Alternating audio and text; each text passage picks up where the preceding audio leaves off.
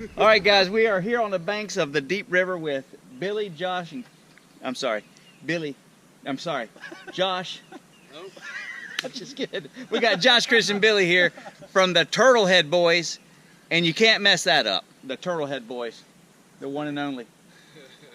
And I'm the only one that doesn't have a turtlehead hat, so I hope it works out. So we're here at Camelback Bridge at Deep River Park, and we're going to put in, and the water's big and brown today. We're heading down there to 501 or 87, depending on where you're from. Same road. Y'all ready to do it? Do it. At the launch, I pretended to be a first-time kayaker about to flip.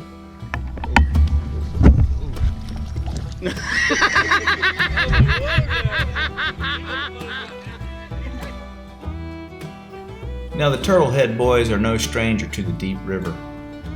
They also paddle the Cape Fear quite frequently. And while there are some better stretches of river, or at least some more adventurous stretches, at the current water level, which was way up from recent rains, they opted for a more leisurely float. And any day on the water is better than staying at home.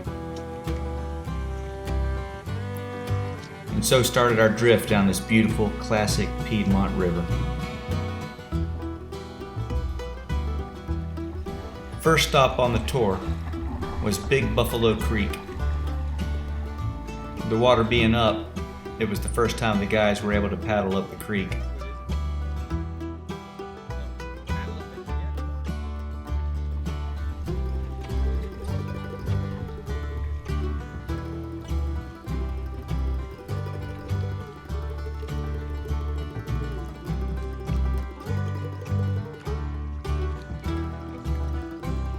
This turned out to be a pretty little creek and offered up some fantastic camping spots.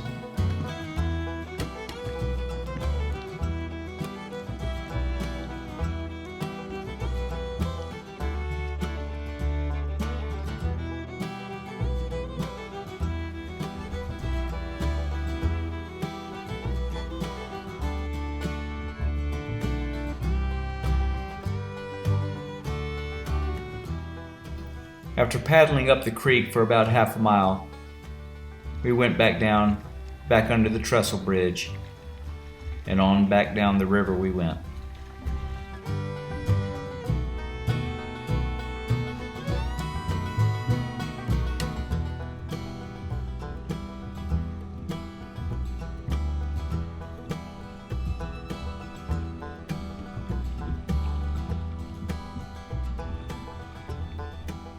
Little did we know, we were about to have an event that would sort of define our day. You never know what the river's going to offer you.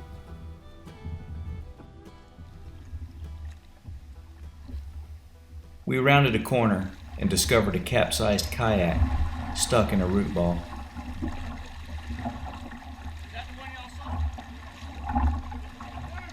When approaching a capsized kayak in a river, it's always best to use caution.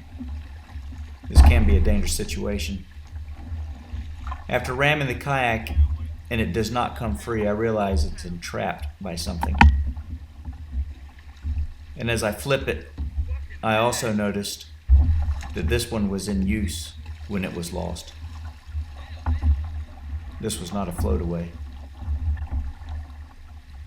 There were dry bags in the hatch, the cart on the top. We started wondering what had happened.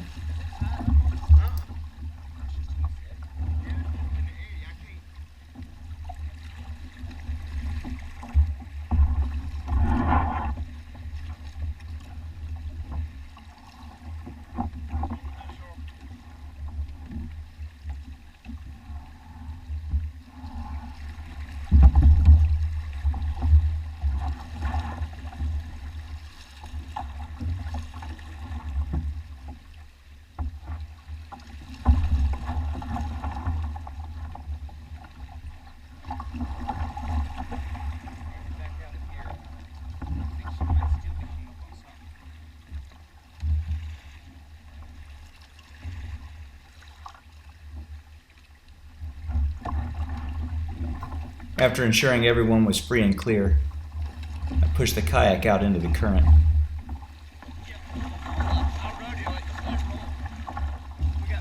It's best to get everyone at the same speed with the water before trying to do anything with it.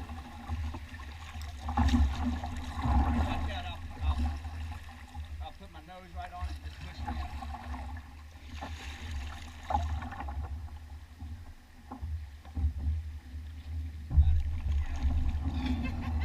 I'm thinking.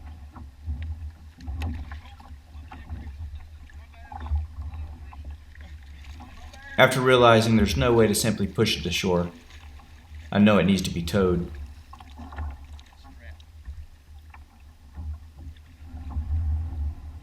Considering my options, I decided to go for it. It's very important to note that if you tie yourself to anything in the water, have a way to untie yourself from everything in an instant.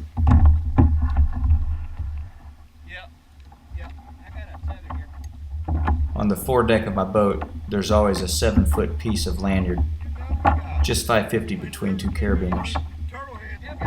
You never know when it might come in handy.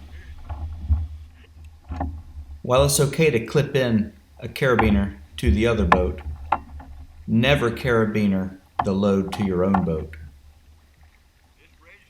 Rather, I tie a slippery half hitch or simply a slip knot. I can pull one loop and I'm away from the load. My whitewater rescue vest has a D-ring on a quick release. Same principle. Always be able to get away from that rope. So hopefully this just washed out of someone's yard like we're thinking with the recent high water, and hopefully it's not a product of a bad day. So we got it all pumped out, everything's back in there. We're on a treasure hunt now for some giant iron ore furnace. So Billy here was telling me about the old furnace. It's supposed to be about 40 feet tall, and it was where they were melting things down for things during the Civil War. I see something up ahead, and there's a hole behind me. Cut. Take two. Josh and Chris have gone ahead, and they've already found it, so we're gonna go check this thing out. So I'm having a good time here with the Turtlehead boys. They're showing me down the Deep River. And I gotta tell you, if you're ever out here with Josh specifically, be sure he tells you about the ghost of Bynum. Kind of like Ghost Light Island up there on the Greenbrier, except his had a little more physical, tangible evidence. But island, no one else on it, small child's feet, footprints in the sand. I mean, the whole sounds pretty legit to me, so My wife checking up on me out there. I don't know. Sounds like he's got him a story. In the top, and as it burned, it came out the bottom as the iron ore for Cannonball Civil War. Gotcha. And you see how it's all etched out around the archway and all. Yeah, that's pretty cool right there, guys. So I guess they're trying to rehab it. Is that the general idea? Supposedly. Looks like they're trying to keep it all together. Yeah. See, right up on top of here is the train tracks, probably about 40 feet up. Yeah. They had, I guess, some kind of chute to deliver the material to the This furnace. went straight up, and it was like a small bridge that went from the track to the top of it. Huh. Was that here? Did you remember seeing it? No. Oh, it's just what it was. I got you. They have pictures of Right this in town at the train depot. Yeah. Of one back in the day. You have to go to the train depot to see it, though. In Sanford? Yep. But this Well, there you go, folks. Go to Sanford at the train depot. Get a picture of this from back in the day, then you can come out here and check it out. It would be real easy to miss this from the river. I'm so glad the Turtlehead boys know about it, and now so do I.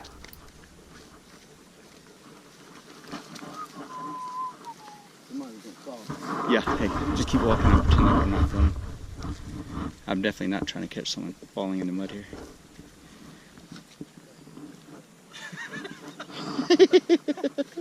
Oh, almost! Yeah, you just got to commit here. Oh man, that's good, man. Old cameras. Leap of faith, homie. Bird over Yeah, that's a bird. Oh yeah, he made it. Yeah, we're not having fun at all, guys. Oh, he pulled it out. Oh, the purple Crocs are rocking. I wish. Now Billy's got some pretty bright Crocs. So I can be found. But well, I'm sure you've seen my blue ones. So a man's not afraid to wear some pretty bright Crocs. You know, that's my kind of guy. He's a survivor. Are those your wife's? Nope. Okay. They're mine. Did you actually buy them? Yeah. Well, that changed it a little bit, though.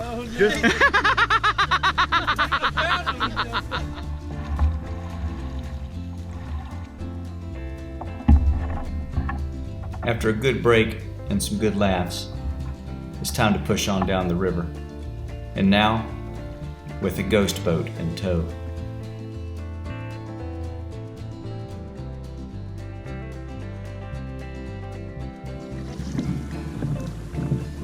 Important to note, I'm sure you see that I'm towing a 10-foot boat behind me on a flooded river.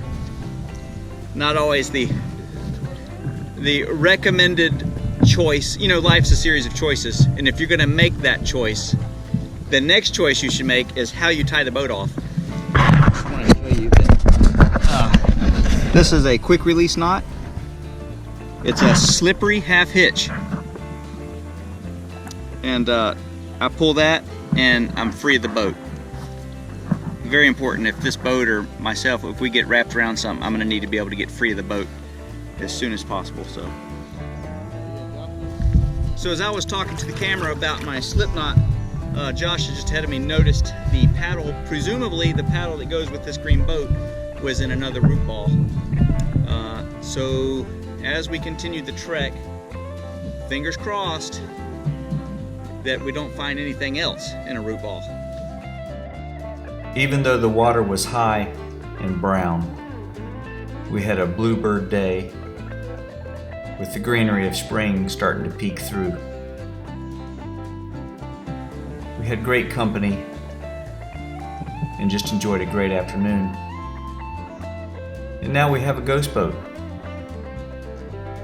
And we all wondered how that story was going to play out.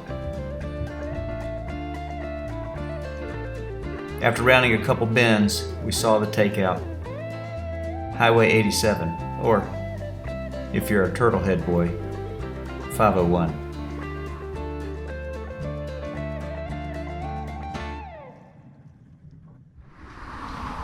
So we are here at 87 or 501, depending on where you're from. And run is complete. This bridge is interesting because it always collects all the wood.